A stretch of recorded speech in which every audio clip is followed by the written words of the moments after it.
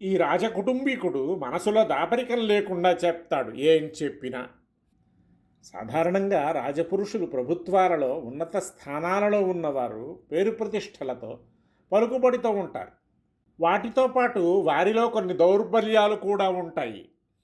అహంకారం, దర్పం, తమ మాట అప్రతిహతంగా చెల్లుబాటు కావాలనే నిరంకుశ ధోరణి వీరిలలో హెచ్చుగా ఉంటాయి.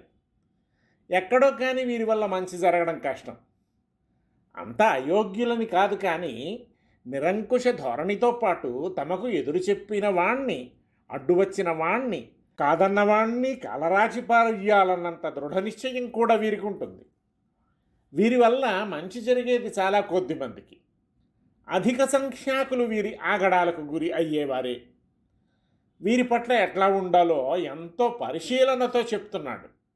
గంతవ్యం రాజగృహం ద్రష్టవ్యా రాజసమ్మత పురుషా యద్యపి నభవంత్యర్థా భవంత్యనర్థ ప్రతీకారా.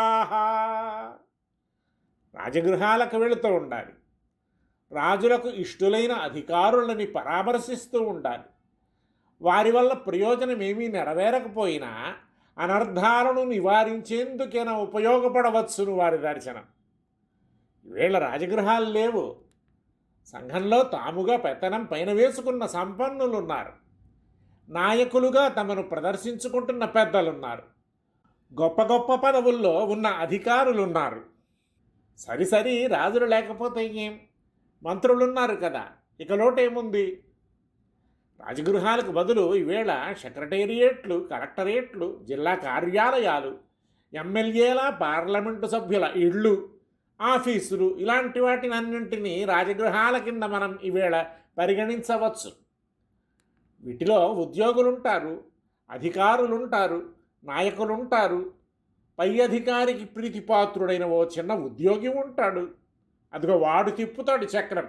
ఓ మంత్రి గారికి బాగా కావలసిన వాడు ఉంటాడు. వాని మాట ఆయనకు సుగ్రీవాజ్ఞ. వానిదే పెత్తనమంతా, పేరుకు ఆయన. ఇట్లాంటి వాళ్ళు ప్రతి చోట మనకు తటస్థపడుతూనే ఉంటారు. నీతికారుడు అంటాడు, వారానికో 10 రోజులకో ఒకమారు పని ఉన్నా లేకపోయినా పనికట్టుకు ఆయా ఆఫీసులకు పోతూ ఉండాలి. ఎక్కడ ఎవరున్నారో, ఎక్కడ ఎవరికి చెల్లుబడి ఉందో గమనించాలి. అట్లాంటి వారిని సందర్శించాలి. వారి యోగక్షేమాలు విచారించాలి. వారిని పరామర్శించేందుకే నువ్వు పనిగట్టుకు వచ్చేవనిపించాలి. వారి మంచి చెడ్డలు కనుక్కోవాలి. వారి అవసరాలు సమకూర్చాలి. ఇందువల్ల వాళ్ళు నీకేదో ఉపకారం చేసేస్తారు, ఒరగబెడతారని కాదు. కానీ ఎవరైనా నీ మీద చెడు చెప్పి నీకేదో అపకారం చేయించాలనుకున్నప్పుడు అతడు కాస్త వెనకాడతాడు. అయ్యో వాడా, తరచు మనను కలుస్తూ ఉంటాడే, మనమంటే ఎంతో ఇది కూడాను అతనికి, అతను ఇలా చేసేడంటాడేమిటి, చూద్దాం, తొందరపడొద్దు అనుకుంటాడు. దాంతో నీపై పడాల్సిన వేటు తప్పిపోతుంది. ఇదిగో ఇందుకోసం ఆఫీసులకు వెళ్ళు, అధికారులను చూడు, అంటే రాజగృహాలకు వెళ్ళు, రాజపురుషులను చూడు అనటం.